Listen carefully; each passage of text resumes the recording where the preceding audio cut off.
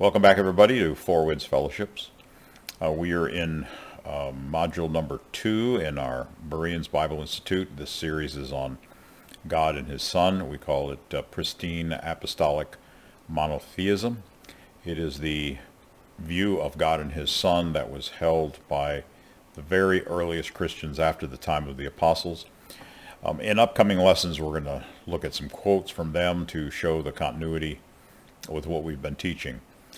But for now, we're going to continue on. I said last time that we were going to pick up with the topic of wisdom in Proverbs and how that is applied to Christ in the New Testament, particularly by Paul.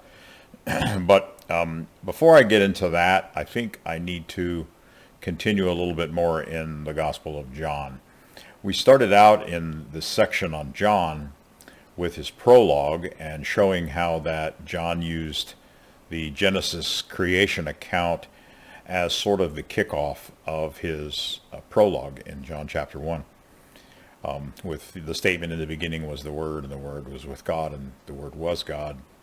The same was in the beginning with God. All things originated through him, and without him nothing originated. So it's clear if this is the passage that John chose to use as the backdrop for his gospel and placing Christ at the very beginning of the creation, that this idea of Christ's pre-human existence is going to be a major theme throughout John's gospel, because he starts it off that way, sort of with a bang in the first chapter. Now, we also looked at quite a few points that he made in chapter 1. One of the points he made was that John the Baptist bore witness or testimony to Christ's preexistence, and we saw that in the first several verses of John's gospel. The main point that the writer, the Apostle John, brought up regarding that was John the Baptist's statement that Christ was before me, or he existed before me, but yet we know from the other Gospels that John was born 6 months before Jesus' human birth. And so for Christ to be before John the Baptist, he had to exist before John the Baptist, and this is one of the ways that John the Baptist bore testimony to Christ's pre-human existence. We want to look at now another passage in chapter 3. We're going to focus on chapter 3 of John's Gospel here. I've got on the screen in front of you, I've got John chapter 3, verses 9 through 13. And then I've got John 3, 31 through 32, and then John 8, 38. These are the passages we're going to focus on. Look at the first one. This is the dialogue that Jesus had with Nicodemus. The Apostle John is including this dialogue because what he's doing is he is adding quotations from Jesus himself, first-person quotes where Jesus himself indicated his pre-human existence. And this is one of those places. There's quite a few places actually in the Gospel of John where the author quotes Jesus affirming these points. But let's look at this one first. All right, so John chapter 3, 9 through 13 says this. Nicodemus answered and said to him, "How are these things able to occur?" Jesus responded and said to him, "You are a teacher of Israel and do not know these things? Truly, truly, I tell you, that which we have seen, we are speaking, and you do not receive our witness." I'm going to pause here for just a minute. I want you to note the words that I have highlighted. We, and our. These are first-person plural pronouns. And Jesus, note carefully what Jesus is saying.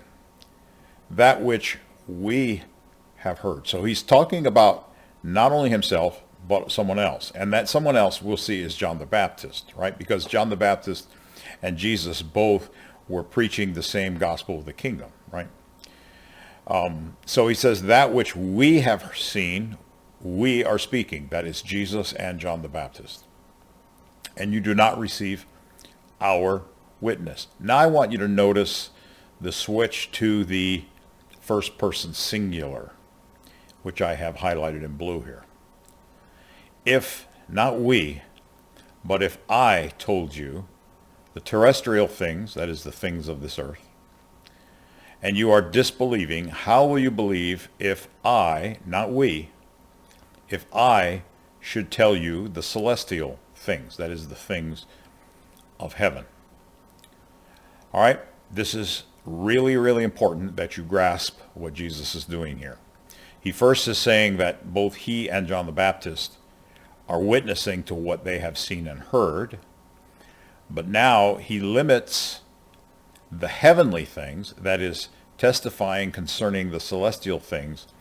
He limits the witness of that to himself alone, not to John the Baptist. You see, he's excluding John the Baptist by switching here to the first person singular pronouns. All right, you see that? We have seen, we are speaking, you do not receive our witness. Then Jesus says, if I told you the terrestrial things, you are disbelieving. How do you believe if I should tell you the celestial things? Now, verse 13 is disputed. You'll find commentaries giving all kinds of different interpretations of this, depending on whether the person, the commentator, is a Trinitarian, or if he is a Unitarian, or if he is something else. You're going to see a wide variety of interpretations of verse 13. One of the biggest questions that has to be solved right off the bat is whether verse 13 and the verses that follow it are the Apostle John's commentary on what Jesus had just said to Nicodemus up here, or whether these are Jesus' own words. In other words, the quotation mark should not end here, and that these words continuing on in the verses that follow are the words of Jesus. Now, if you look at a lot of different Bibles, especially the red letter editions of the Bible, you will see sometimes they will place this in red letters as though it's the words of Christ, sometimes not. And this is one of the things that's disputed about verse 13. The other point that's disputed about verse 13 is these words that I have here in brackets. We'll discuss that in a minute, but let's first look at verse 13 carefully. He says, and no one has ascended into the sky or into heaven except the one who descended out of the sky, or descended from heaven is what most translations say, the Son of Man, who is in heaven, or who is in the sky. What you'll find is like the NASB, the NIV, and several other translations do not include this last clause. And I have to be honest, this last clause is not in the oldest manuscripts. We see it appearing a little bit later. So it's not likely that this was originally what John wrote. So what are the difficulties regarding verse 13? Well, the first difficulty is the words I have translated here, has ascended. In the Greek text, this is a perfect tense indicative verb. Well, what does that mean? A perfect tense verb describes the result of an action that continues to the present. In other words, ascended, if he just wanted to say no one ascended, they would use the aorist indicative. That simply would refer to an event. But by putting it in the perfect tense, no one has ascended, the tense of the verb requires that there is a state of being that is the result of him ascending that continues to the present when this was written down by John or spoken by Jesus, depending on which interpretation you want to put there. All right. So what does that mean? It means that when it says no one has ascended, this perfect tense indicative verb means that when he ascended, he is still there. All right. The resulting state of ascending is that he is in heaven. All right. That would be the resulting state, and he would have to be there. Now, if you read a lot of commentaries, especially those by Trinitarians, they have some of the most bizarre interpretations of this, as though this statement was affirming the deity, what they call the deity of Christ, that is, that Christ is fully God at the same time that he was on earth as the Son of Man. And by being fully God, that means he could be everywhere at once, right? Omnipresent, as the Father can be omnipresent. Therefore, Trinitarians will claim that the Son can be everywhere at once also. And so what they would say is that what Jesus is saying here is that he's referring to himself. No one has ascended into the sky except the one who descended out of the sky, the Son of Man. How could Christ be in heaven at the same time he was on earth speaking? But this is the interpretation you will see from some Trinitarian commentaries. All right. It's actually quite absurd. It is not the interpretation that flows easily from this text. It has to be imposed on the text. Now, my view, and the view of some others, is that verse 13 and following is the Apostle John's commentary on what Jesus said. That is, the quote from Jesus actually ends right here. All right, so he's saying to Nicodemus, if I told you terrestrial things and you are disbelieving, how will you believe if I should tell you the celestial things? That is, what's happened in heaven as well. And so Jesus' quote ends here, and then John the Apostle, who's writing this, adds his editorial comments, which is to explain how Jesus could say this to Nicodemus. How could Jesus tell Nicodemus that he's going to tell him the celestial things, that is, the things that have happened or are happening in heaven? How would he be able to do that? And so the Apostle John adds this statement: no one has ascended into the sky except the one who descended out of the sky, the Son of Man. So what John is saying is that the reason that Jesus is able to tell Nicodemus of the celestial things is because he was there. He was in heaven. He descended from heaven.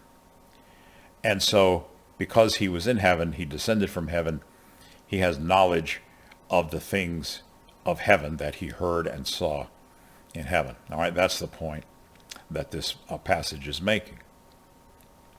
What's really critically important is that you understand that has ascended is perfect tense, and that means that when Christ ascended to heaven, which we know he did bodily in Acts chapter 1, right? When he ascended to heaven, he remains in heaven. That's what the perfect tense of the verb requires here.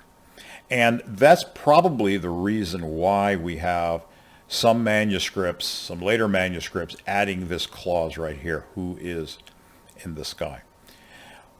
Because if these words were Jesus' own words, he would not be able to say this. You see that? This would be foolish.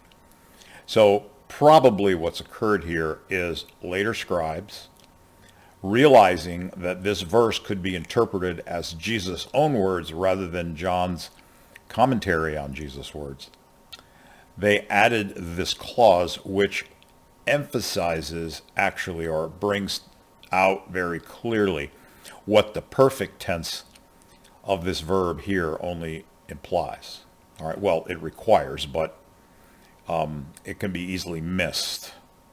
That no one has ascended means he's still, after ascending, he remains in heaven. That's what the verb tense requires. I hope you guys are following my my point there. All right, so that would explain why this clause shows up in later manuscripts. It's making sure no one is going to assume that these are the words of Jesus himself. All right, so let's just back up now and just kind of summarize what is being said in these verses. So Nicodemus is questioning Jesus, and Jesus is talking about himself and John the Baptist, testifying to things that they were sent to proclaim. Jesus refers to sort of in a little bit of a cryptic way, refers to telling Nicodemus about things of heaven. And now John tells us why. John adds his comment here, his editorial comment, to explain to us why Jesus can speak of celestial things to Nicodemus or to anyone else. And that is because no one has ascended into the sky except the one who descended out of the sky, the Son of Man. Now, another thing to keep in mind about this verse is that we have two opposite actions being juxtaposed to each other, right? Has ascended into the sky or has ascended into heaven is the exact opposite of descended out of heaven or out of the sky. It's the exact opposite. These things have to both be literal. What you're going to find is that biblical Unitarians will try to make one of these literal. Obviously, we know he ascended into heaven. That's stated in Acts chapter 1. You know, he was, his disciples saw him, and the angels said, the same Jesus who was taken up from you will come in like manner as you have seen him go. So he ascended bodily into heaven. And so this is clearly meant literally, because this statement is juxtaposed with that. That is, it's intended to portray the opposite meaning. If this statement is literal, this statement must also be literal. Otherwise, you're comparing apples and oranges. If this descending out of the sky or descending from heaven is some sort of metaphor for, God being the source of Christ, or God commissioning him out in the desert someplace or something like that, descended out of the sky would have to be a metaphor. It couldn't be interpreted literally, right? But because these are juxtaposed and they're opposites, both have to be literal. All right, that's enough said on that. Also, I read in some of the Trinitarian commentaries that some of the old Socinians, which are sort of the ancestors of biblical Unitarians, that some of them, in order to get around this verse, they explained it as sometime after Jesus' birth, prior to him starting his ministry, that God caught him up into the sky, into heaven, to show him some things.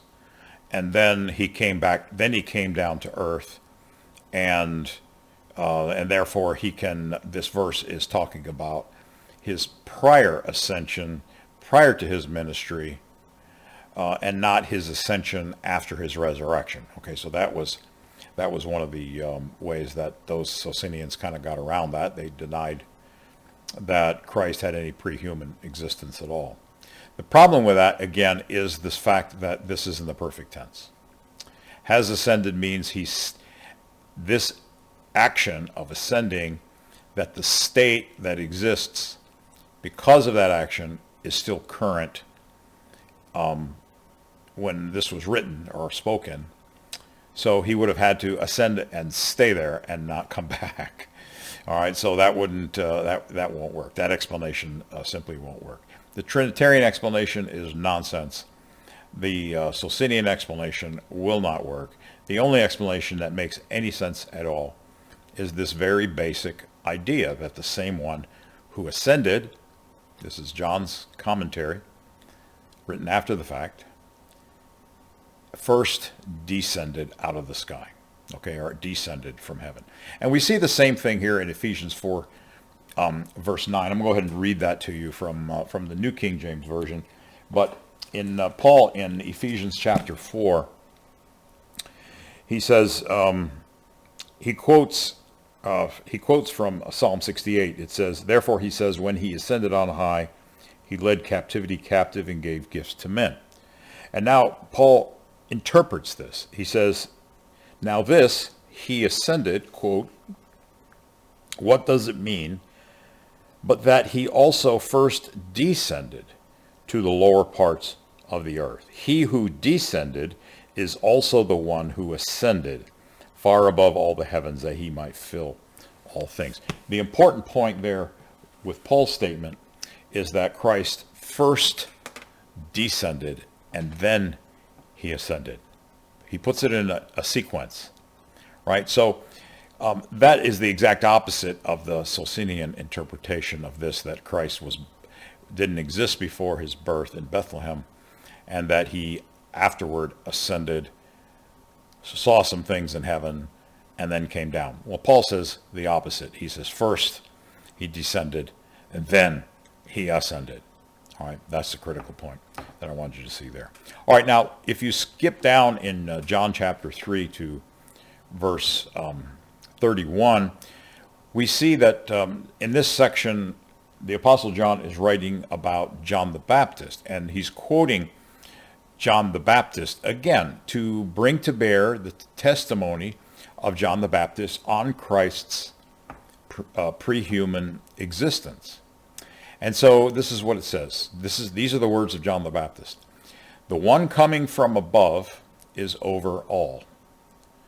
The one being out of the land or the earth is out of the land and speaks out of the land or from the earth. The one coming out of heaven or out of the sky is over all. Now notice the next statement. What he has seen and heard, this is what he testifies, and his testimony no one is accepting.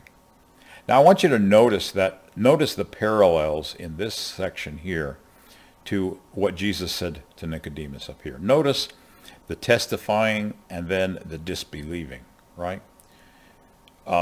Here's what he has seen and heard, this is what he testifies, the same thing he said to Nicodemus. And his testimony no one is accepting. Again, the same here. Jesus here was talking about the fact that the Jewish leadership did not accept the testimony there, right? So these statements are parallel. These come from Jesus himself.